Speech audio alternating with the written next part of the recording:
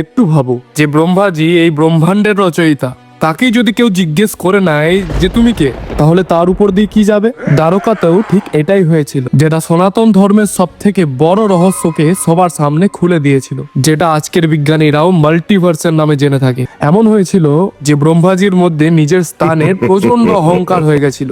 সে ভগবান কৃষ্ণের সঙ্গে দেখা করার জন্য দ্বারকা নগরীতে পৌঁছালো। সে দ্বারপালকে অনেক অহংকারের সাথে বলল, যাও, কৃষ্ণকে বলো যে ব্রহ্মা এসেছে। যখন দ্বারপাল শ্রীকৃষ্ণকে এই মন্তব্যটি দিলেন, তখন শ্রীকৃষ্ণ একটু হেসে একটা অদ্ভুত প্রশ্ন তাকে দিয়ে পাঠা করালেন। শ্রীকৃষ্ণ জিজ্ঞেস করলেন, কোন ব্রহ্মা? তখন ব্রহ্মাজি এটা শুনে অত্যন্ত ক্রোধিত হয়ে গেল। তখন সে ভাবলো, আরে, আমি তো ব্রহ্মা, আমার থেকে আলাদা আর কোন ব্রহ্মা আছে? সে রেগে গিয়ে বলল, আরে ভাই, আমি তো ব্রহ্মা, আর কে ব্রহ্মা আছে? যাও, তাকে গিয়ে বলো চার মাথাওয়ালা এই জগতের পিতা এসেছে।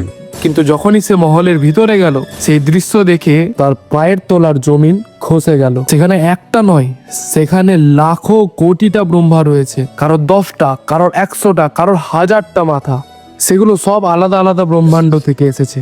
তখন ব্রহ্মাজির অহংকার পুরোপুরি ভেঙে চূর্ণ বিচূর্ণ হয়ে যায়। তখন সে বুঝতে পারলো যে সে শুধু একাই এই ব্রহ্মাণ্ডের রচয়িতা নয়। তখন শ্রীকৃষ্ণ বললেন যে এই সব জিনিসগুলো কেমন করে চলে। তিনি তখন বললেন যে বিষ্ণু একটাই, কিন্তু 3টে রূপে তিনি কাজ করে থাকেন। সবার প্রথমে মহাবিষ্ণু, যে অনন্ত সাগরে শুয়ে রয়েছে। যখন সে শ্বাস ছাড়ে তখন বিগ ব্যাং এর মতো বড় বিস্ফোট হয়ে থাকে এবং তার শরীর থেকে হাজার হাজার বুদবুদ বেরিয়ে থাকে। এটাই আমাদের অনন্ত ব্রহ্মাণ্ড।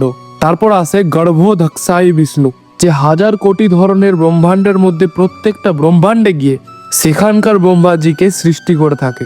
কিন্তু 3 নম্বর রূপ সব থেকে ভয়ঙ্কর রূপ, ক্ষীরোদক্ষায়ী বিষ্ণু, যে এতখানি সূক্ষ্ম হয়ে থাকে যে পৃথিবীর প্রত্যেকটা কণা, অ্যাটম এবং আমাদের হৃদয়ের পরমাত্মা হয়ে দাঁড়িয়ে রয়েছে। তার মানে ভগবান আকাশেও রয়েছে এবং আমাদের মনের মধ্যেও রয়েছে। যদি সনাতনের এই বিজ্ঞান তোমার ভালো লেগেছে, তাহলে ভিডিওটিকে অবশ্যই লাইক করে শ্রীকৃষ্ণের জন্য রাধে রাধে লিখে যেতে ভুলবেন না।